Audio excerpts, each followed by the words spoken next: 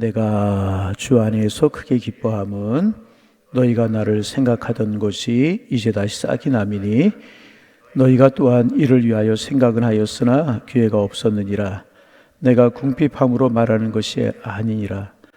어떠한 형편이든지 나는 자족하기를 배웠노니 나는 비천에 처할 줄도 알고 풍부에 처할 줄도 알아. 모든 일 곧 배부름과 배고픔과 풍부와 궁핍에도 처할 줄 아는 일체의 비결을 배웠노라. 내게 능력 주시는 자 안에서 내가 모든 것을 할 수 있느니라. 아멘. 이제 2022년도도 오늘 내일이 지나면 끝나게 되고 2023년을 맞이하게 되는데, 매년 이맘때가 되면 이제 보통 대부분의 모든 사람들은 살아온 한 해를 되돌아보면서 수지 결산을 하게 됩니다. 여러분 2022년 한 해의 삶은 흑자였습니까? 적자였습니까? 어떠했다고 여러분 생각하십니까? 오늘 우리가 읽은 본문은 사도 바울의 인생 결산이다, 그렇게 말할 수 있습니다. 여러분, 빌립보서라고 하는 이 책은 편지 형식으로 기록된 책인데, 사도 바울이 주후 61년에서 63년경에 로마 감옥에서 빌립보 교회를 위해 써서 보낸 편지 형식의 글이라고 그렇게 알려져 있습니다. 그러니까 이때는 바울의 생애의 끝부분입니다. 바울의 이제 마지막에 관해서는 성경이 기록하고 있지 않은 대략 64년에서 67년경에 순교했을 것이라고 그렇게 이제 추정을 합니다. 그러니까 이때는 바울의 인생의 끝부분이었습니다. 이때 나이 많아 노년이었고 감옥에서 그렇게 나오지 못하고 순교함으로 그의 인생을 마무리하게 이제 됩니다. 그러면 우리가 이제 바울을 알잖아요. 바울의 생애는 어떠한 삶이었었습니까? 흑자와 적자로 나뉜다고 하면 여러분이 바울을 보실 때는 흑자였습니까? 적자였습니까? 어떻다고 생각을 하십니까? 여러분, 한번 바울에 관해서 우리가 좀 생각해 볼 필요가 있어요. 우리가 늘 말씀을 드리지만 바울은 꽤 여유 있는 가문에서 태어났습니다. 이름 있는 가문이었고 로마 시민권을 가지고 태어났어요. 그 당시에 로마 시민권을 가지고 있다는 것은 대단한 권세였었습니다. 웬만한 죄를 져도 로마 시민권을 가지고 있으면 면제를 받을 수 있을 만큼 대단한 권세가 로마 시민권이었었습니다. 그런데 그 로마 시민권을 가지고 태어났어요. 경제적으로도 여유로웠을 것 같아요. 그래서 길기아 다소라고 하는 먼 지역에서 예루살렘으로 유학을 와서 가말리알이라고 하는 그 당시에 최고의 학문을 가진 사람 분야에서 공부할 정도였었으니 경제적으로 꽤 여유도 있었을 것이다, 그렇게 생각할 수 있습니다. 그런가 하면 그의 가문은 이름 있는 바리새파에 속하였기 때문에 예루살렘에 있는 대제사장들과 친분이 많이 있었던 그런 사람이었습니다. 이렇게 보면 여러 가지로 모든 면에서 부족함이 없다, 이렇게 말하기는 어렵지만 모든 면에서 부족함이 없는 사람이 어디에 있겠습니까? 그러나 하여튼 여러 가지 면에, 사람들이 기준으로 삼는 여러 가지 면에서 부족함이 없는 그런 사람이 사도 바울이었습니다. 그런데 나중에 바울은 어떻게 되었습니까? 나중에 바울은 어떠했습니까? 11절에 보면 11절 이렇게 이야기합니다. 11절 읽어볼까요? 내가 궁핍함으로 말하는 것이, 사도 바울이 지금 어떻다는 거예요? 궁핍하다는 거잖아요. 어렵다는 것 아니었겠습니까? 바울이 많이 어려웠다는 그런 이야기입니다. 경제적으로 어렵지 않았겠어요?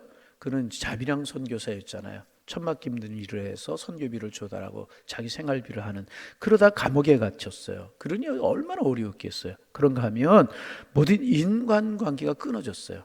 예수 믿는다고, 복음을 전한다고 가까웠던 바리새파 사람들, 같이 가말리아에서 문화에서 공부했던 유대인들 전부 다 바울과 인간관계 끊어졌단 말이죠. 아껴주던 사람들이 그에게 등을 돌렸습니다. 거기에다가 빌립보서를 기록할 때는 감옥에 갇혀 있었습니다. 여러분 생각해 보세요.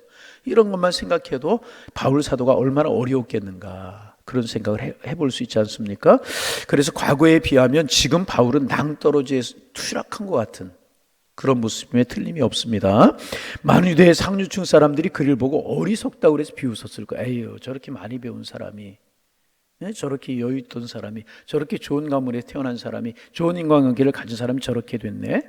출세가 보장된 길을 버리고 고난의 길을 간다고 비웃었을, 틀림없이 그랬을 것이라는 것입니다.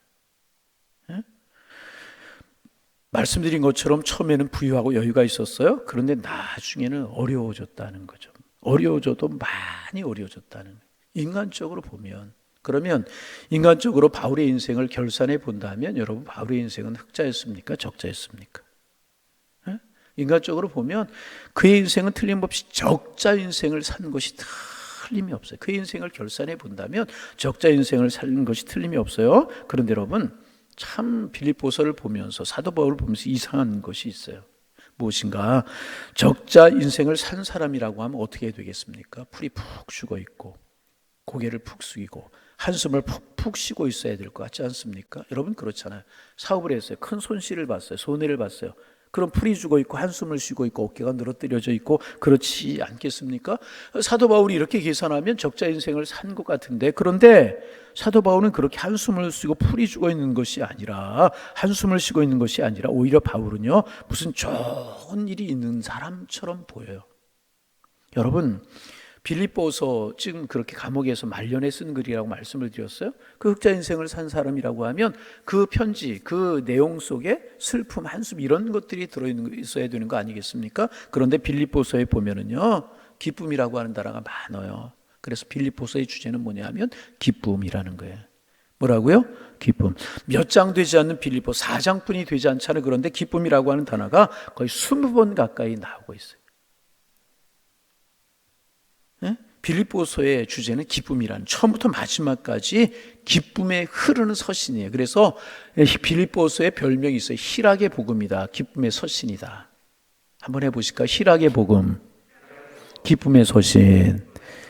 항상 우편에 앉아있는 분들이 의로운 분인 것 같아요. 그래서 대답을 해도 커요. 다시 한번 희락의 복음, 기쁨의 서신. 제가 하라고 할 때는 그만한 이유가 있는 거죠. 꼭 기억해야 될 것이기 때문에. 기쁨의 서신, 희락의 복음. 은혜 받는 분들은 잘 그렇게 순종하는 분들이. 자, 다시 한 번만. 기쁨의, 또 잊어버렸네요. 저도. 희락의 복음, 기쁨의 서신.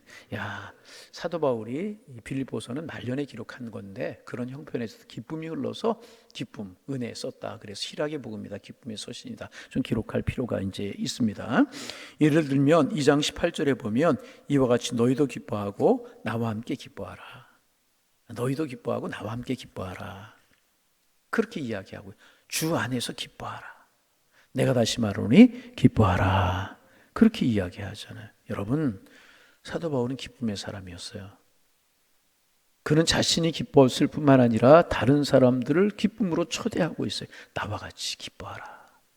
여러분, 내 마음이 슬프고 내 마음이 우울하고 내 입에서 한숨이 나오는데 다른 사람들에게 기뻐하라.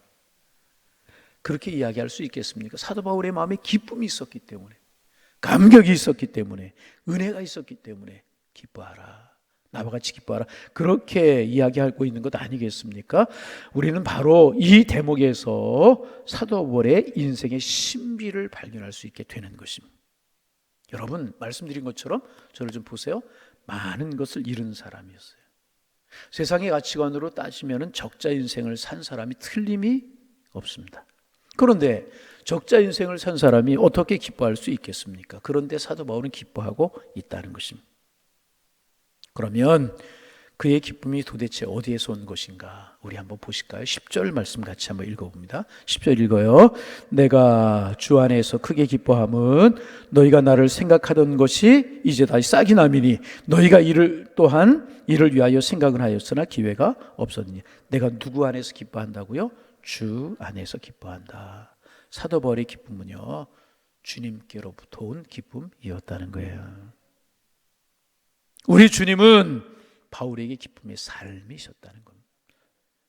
기쁨의 샘이셨다는 그런 주님이 너무너무 좋았어요. 주님을 만나고 나니까 주님이 너무너무 좋았습니다. 그래서 주님을 얻기 위해서 그는요, 다른 것들은 다 해로 여기는 일을 마다하지 않았다는. 여러분, 주님이 얼마나 좋으십니까? 주님이 얼마나 좋으십니까? 사도 바울은 정말 주님이 좋았어요. 그래서 여러분, 사도 바울이 3장 7절에서 이렇게 옆에 있는 장이기 때문에 같이 한번 읽어보셔도 좋을 것 같아요. 자, 7절 말씀, 8절 말씀 읽어봅니다. 그러나 무엇이든지 내게 유익하던 것을 내가 그리스도를 위하여 어떻게 여긴다고요? 해로 여긴다.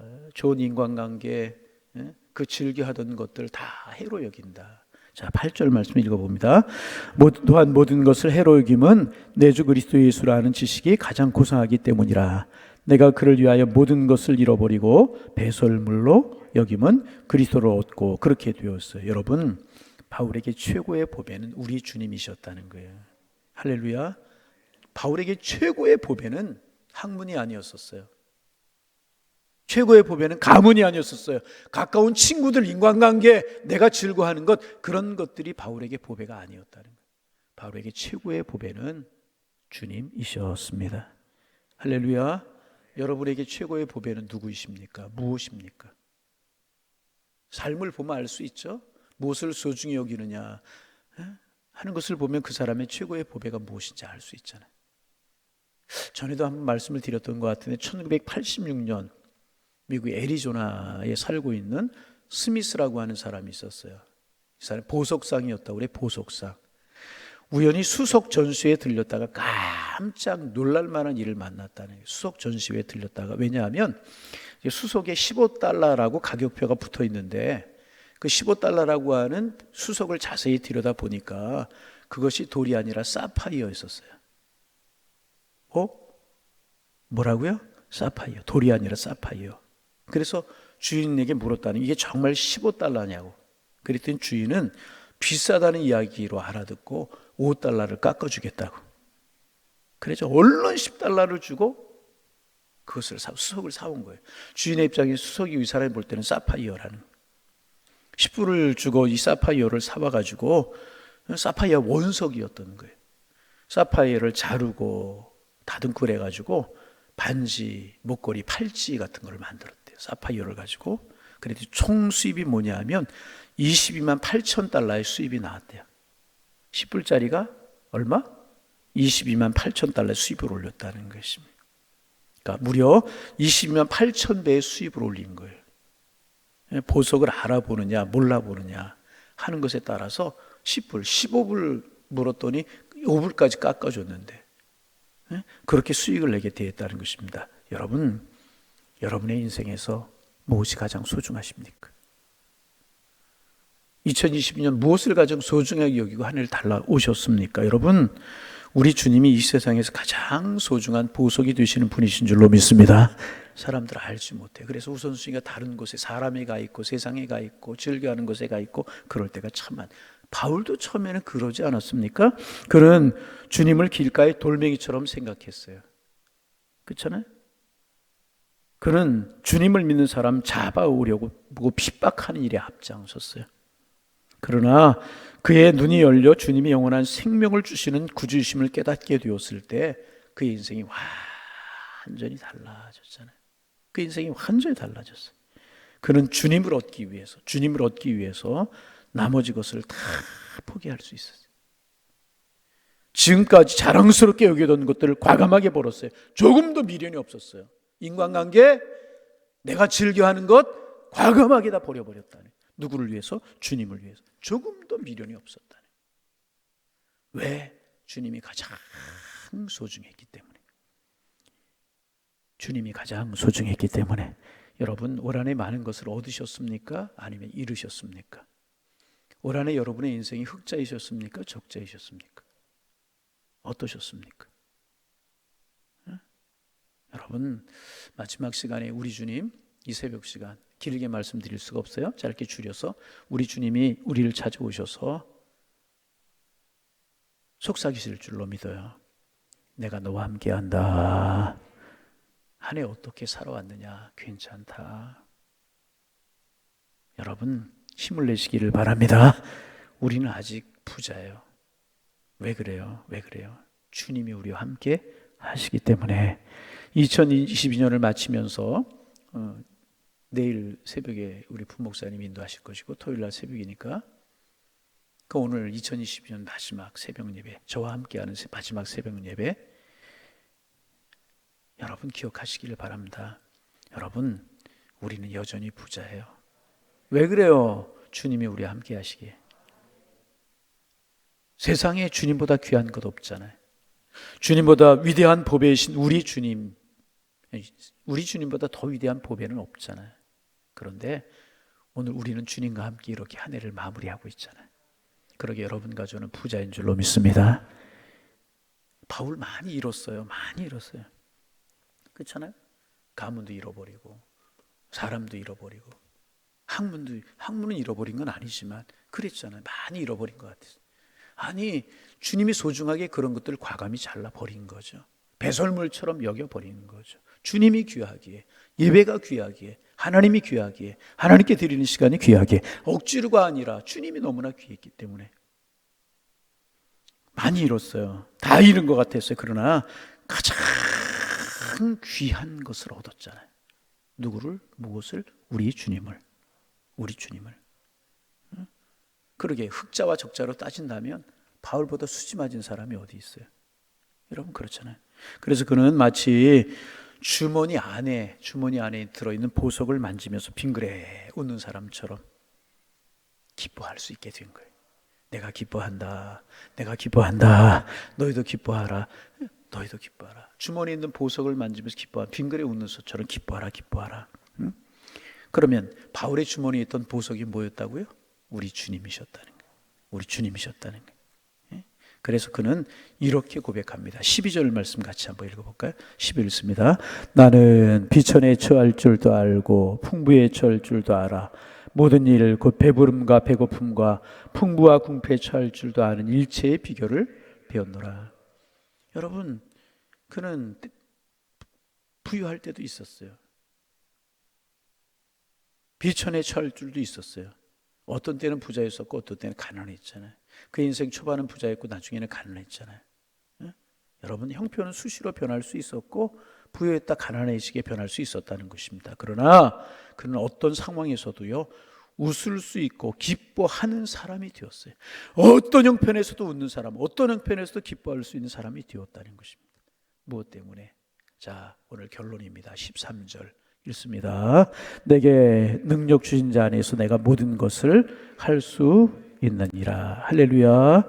다시 한번 큰 목소리. 내게 능력 주시는 자 안에서 내가 모든 것을 할 수 있느니라. 여러분, 주님만 계시면 우리의 인생은 엄청난 흑자 인생인 줄로 믿습니다. 왜? 주님이 우리의 보배이시기 때문에, 주님이 우리의 생명이시기 때문에, 주님의 능력이시기 때문에. 여러분, 그러기에 적자 흑자 아무리 계산하고 따져도 주님만 계시면 우리의 인생은 흑자 인생이야. 한 해를 마감하고 한 해를 시작하는 우리의 마음속에 여러 가지 생각이 들 수 있지만 여러분, 그래서 감사하고 그래서 기뻐하시기를 바랍니다. 내 속에는 주님이 계시다.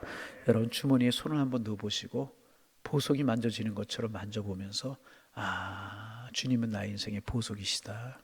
그러게 주님이 나와 함께 하시는 한 내 인생은 흑자다. 오늘 감사함으로 이 새벽 하나님 앞에 기도의 풍문을 열 수 있기를 바라고. 여러분 그렇잖아요. 재산껏 다 우리가 소유했을지라도 주님을 만나지 못했다면 우리 인생이 뭐가 됐겠어요? 근데 우리는 주님을 만났고 주님을 모시고 한 해를 살아왔고 주님 우리를 여기까지 인도해 오셨어요. 복잡하고 다사다난했던 것들 많이 있었지만 결국 주님은 우리와 함께 하셨다는 거예요. 오늘 새벽에 말씀을 준비하며 주님이 그렇게 말씀하시는 것 같아요. 말씀하셨다는 게 아니라 그렇게 말씀하시는 것 같았어요. 내가 너와 함께하마. 2022년 뿐만 아니라 2023년에도 함께하마. 내 인생에 함께하마. 그렇게 옆에 속삭이시는 것 같았어요. 그래서 저는요 2022년만이 아니라 2023년도 흑자 인생을 살 것 같아요. 왜? 주님이 계시기에. 요즘 새벽에 늘 고백하지만 저는 제가 생각했던 것보다 돌이켜보면 더 아름다운 것으로도 축복을 항상 인도하셨어요. 주님이. 여러분, 주님이 보석 되시는 주님이, 가장 보배로우신 주님이 우리 인생을 그렇게 인도하실 줄로 믿습니다. 그래서 오늘도 한 해를 마무리하면서 환하게 웃으며 마무리하는 거예요. 이제까지 살아왔던 웃음보다는 또 다른 웃음으로 환하게. 왜? 내 주머니에 보석이 있어요. 내 가슴에 보석이 있어요. 내 안주머니에 보화가 있어요. 그분이 누구? 주님이셔요. 주님만 우리가 얻으면 다 얻은 거예요. 기쁨으로 한 해를 마무리하셔서 오늘도 웃고 내일도 웃는 그 웃음으로 또 한 해를 연결시켜 갈 수 있는, 그래서 2020년 하루하루도 웃음으로 보배로우신 주님과 함께 살아갈 수 있는 우리의 삶이 되실 수 있기를 주님의 이름으로 축원합니다. 축원합니다. 기도하겠습니다. 하나님, 오늘도 코에 호흡이 있게 하시고 하루를 시작하게 하셔서 고맙습니다. 돌이켜보고 또 돌이켜보면 많은 일들, 어려운 일들, 힘든 일들, 고난스러운 일들, 아니 그 속에서 기쁨과 감사의 일들이 있었지만 주님이 우리와 함께 하시기에 우리는 올 한 해 복 있는 삶을 살아오게 되었는 줄로 믿습니다. 오늘도 이 말씀으로 우리를 일깨워 주시오니 감사합니다. 주님이 세상에 가장 보배이시고 보배이신 주님을 우리가 소유했기에 우리의 인생은 흑자 인생임을 믿게 하시고 주님을 인해 감사할 수 있도록 도와주옵소서. 주님이 내 안에 계시다, 이 생각이 우리를 지배하게 하셔서 오늘도 환한 웃음으로 하루를 살아가게 하시고 환한 웃음으로 한 해를 마무리하게 하시며 그 웃음이 2023년, 2024년 계속 연결되게 하셔서 주님 안에서 나는 복을 받은 사람이다, 고백 속에 기쁨으로 살아가는 저희의 인생이 될 수 있도록 축복하여 주옵소서. 오늘도 기도함으로 한 해를 마무리할 수 있는 은혜 주시고 믿음 주시오니 감사합니다. 날마다 더 큰 믿음 주셔서 주님을 기쁘시게 하며 살아가는 저희들의 삶이 되게 주께서 인도하여 주옵소서. 하나님, 여러 가지 이유로 연말 기쁘고 행복하게 지내야 되는데, 주님과 함께 지내야 되는데 외롭고 쓸쓸하고 슬프고 어렵고 고통스러움으로 지금의 시간을 보내는 우리 하길의 식구들이 있습니까? 찾아가 주옵소서. 말씀으로 일깨워 주옵소서. 손붙들어 주옵소서. 어루만져 주옵소서. 위로해 주옵소서. 힘을 내게 하여 주옵소서. 어려움을 이길 수 있는 힘을 주시고 새로운 2023년을 살아갈 수 있는 용기를 허락하여 주옵소서. 주님 붙들 수 있는 은혜를 허락하여 주옵시고, 아니 주님의 손붙들어 일으켜 주시어서 어떤 일이 있었든지 주님과 함께 2024년 힘있게 출발하고 인생의 아름다운 열매들을 맺을 수 있도록 축복하여 주옵소서. 기쁘고 감사한 일들이 있었습니까? 주님께 감사함으로 한 해를 마무리하게 하셔서 그 기쁨이 더 배가가 될 수 있도록 주님 인도하여 주옵소서. 오늘 아침 이 주님 생각하기에 우리의 마음이 풍성하고 우리의 마음이 기쁘게 하여 주옵소서. 예수님의 이름으로 기도하옵나이다. 아멘.